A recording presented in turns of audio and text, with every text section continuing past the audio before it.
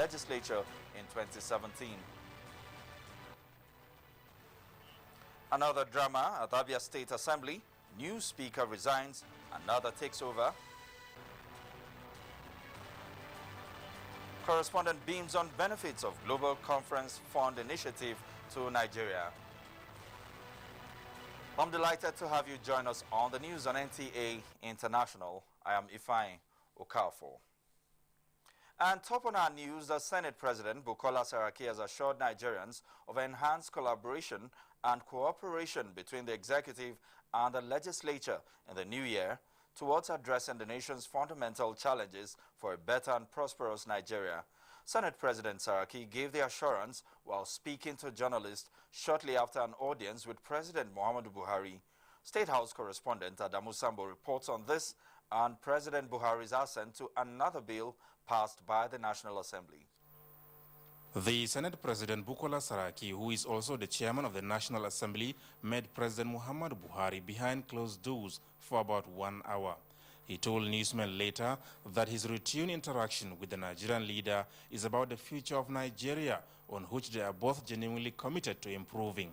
We are part of the National Assembly continue to give all our support to the executive, ensuring that the right things are done. Our attention will always be on the economy, because that's really the major issue for us as a country. To see some of the economic bills that we put before us, to see that we get them passed, to work on the budget, to see that the budget process also in 2017 is a greater improvement to 2016, to see that government implements the budget early.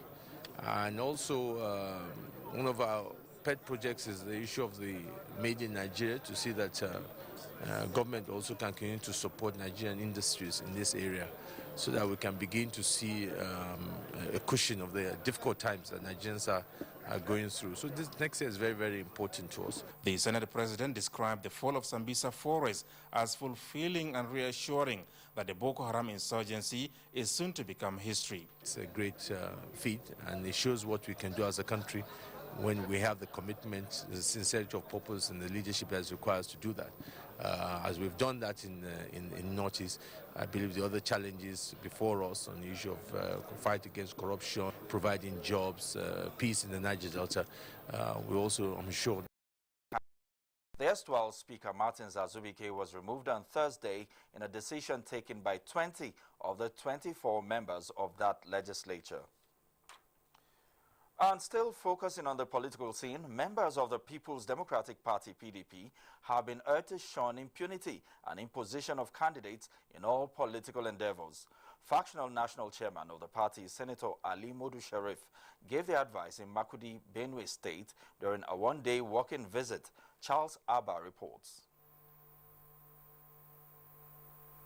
Members of the People's Democratic Party in Benue State that give their allegiance to the Senator Ali Modu Sharif's national chairmanship of the party gathered in their numbers to welcome him to Benue State. Senator Ali Modu Sharif, who lauded the conduct of the party's members in the state, expressed his determination to return power to the people. He maintained that the party under his leadership will employ legitimate approaches to all political and leadership issues. Everybody that doesn't have a membership, we will send more membership card to the state. Keep on registering people so that before you know it, we will get the required number of PDP followership in Benue State. National leader of the party in the state, Senator Joseph Akagege, the state chairman of the party, Dan Ali, and zonal leaders of the faction appreciated Senator Ali Modu Sharif's visit and assured him of their support for him to succeed. Did the chairman change his message that we have heard consistently? No! It is still that power belongs to who? The people. Many people are happy and proud of you. They said the party is waxing stronger to take its rightful position. In Makudi, Charles Abba, NTA News. Away from politics to the mood of the season, in few hours, Nigerians will usher in the new year. And as expected with the mood of the season, there has been a lot of commuting across the country. The Edo railway station is already a beehive as passengers rush to make last-minute trips to celebrate with a crossover night with their kith and kin. Chidima Asanagomo was at the Edo railway station. With less than 48 hours to New Year, Edo railway station is witnessing increase in patronage by passengers traveling to Kaduna. Ticketing started about 6 a.m. for the first. At the Nnamdi Azikiwe International Airport, passengers were still seen trooping in their numbers at both the international and domestic wings of the airport. Responses from the passengers, however, seemed unpleasant as they shared their experiences at the airport. So already I'm being delayed for another 1 hour, 1 hour 30 minutes for it to land, and then they call for boarding. It's pathetic, it's chaotic. Well, they are using weather. We agree that weather, but I don't think it's the weather. But they're going to pick passengers from Abuja to Lagos with the same plane, bring those passengers from Lagos back to Abuja with the same plane, and then we have been here from morning waiting for a shuttle to Lagos back to now take us to Port Harcourt. In a country where you have an aviation minister, where you have a working system, this should not happen. Them along, you don't tell them the reason why you're not flying. You're telling me operational reason. I'm not your staff. How am I meant to know what is operational, what is that? Do you understand? And what's the whole essence of buying your ticket in good time? Because you know that at the end of the year, there's usually a rush. So you go ahead and purchase your ticket on time, only for you to get here, and they are not even giving you any tangible reasons. They also bear their minds on measures to be put in place by the federal government to put airline operators on their toes. I think that, there should be sanctions for these kinds of things, especially on the... I think the Minister for Aviation should look into this and see how to correct it. Meanwhile, efforts to speak to regulatory authorities proved futile as they were not on ground to respond to our inquiries. In Abuja, Olajide Bello, NTA News. Turning to health matters next, more than 500 participants joined major partners in the public and private sector in 2016 in Montreal, Canada, to mobilize $13 billion at the 5th Global Fund Replenishment Conference to fight AIDS, tuberculosis, and malaria. In this special report, Joy Osiagu takes a look at the Global Fund initiative and benefits to developing economies like Nigeria. The Global Fund initiative has fought passionately to eliminate 3 major diseases for over 14 years. As observed by a member of the delegation from the Federal Ministry of Health, Nigeria.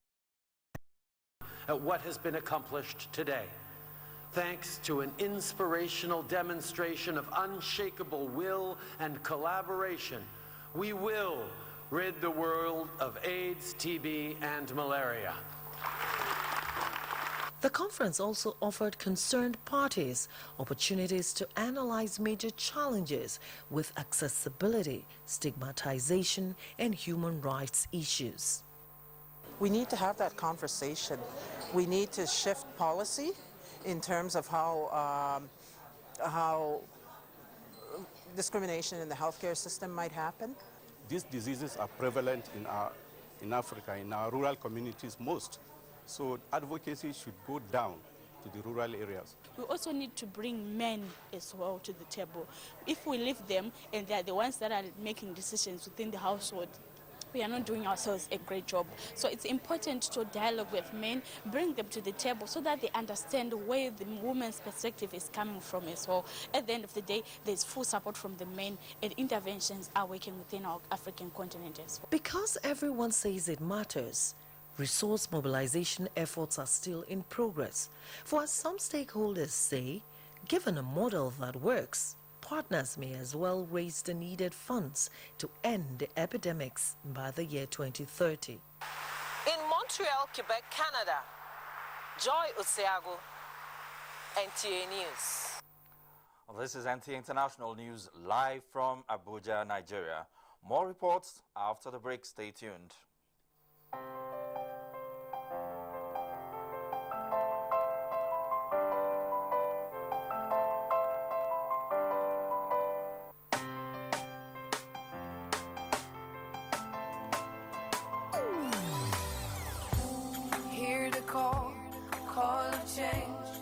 Stand up, Nigeria.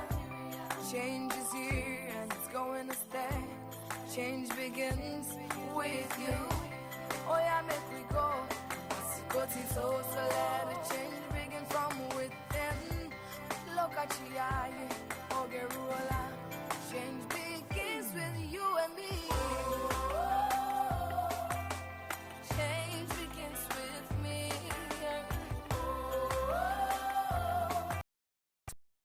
To fall back on. Lydia Maxwell became a widow 2 years ago. Her husband served the Nigerian police for 15 years before his demise. With 2 children to cater for, Lydia Maxwell said life has not been easy.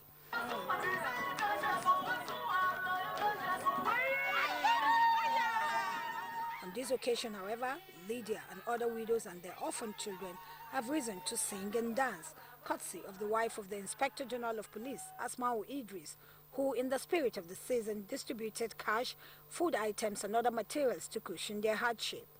The God of the widow is always with you. We have continued praying because of the Nigerian police. From the Inspector General of Police to the last constable, with the widow, we have always been praying because of you people.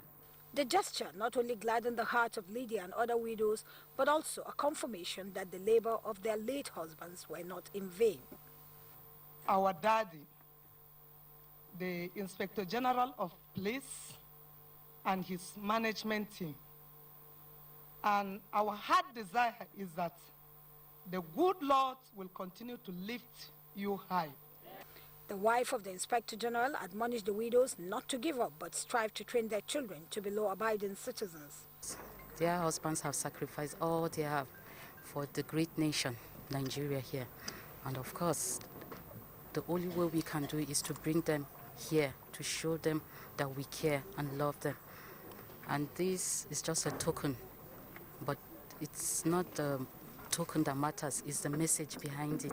The poor president also used the occasion to spread the message of peace, which he says the country needs to drive the change agenda of the government. In Abuja, Lydia Samson, NTA News. Chukunonso Nwabweze is up next with some stories in the business world. Thanks for being there.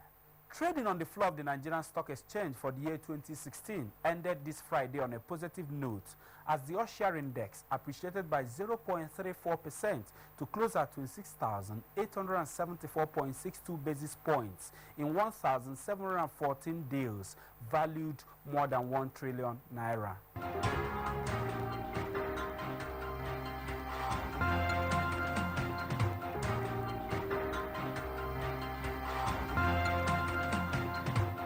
Meanwhile, data released this Friday by the South African Central Bank. Government said the pair were flown to Bamako using European travel permits, not passports or other Malian papers.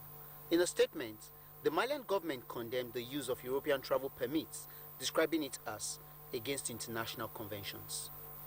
And in a related development, Russian president says his government will not expel anyone in response to US sanctions against Moscow and the expulsion of 35 Russian diplomats from the United States.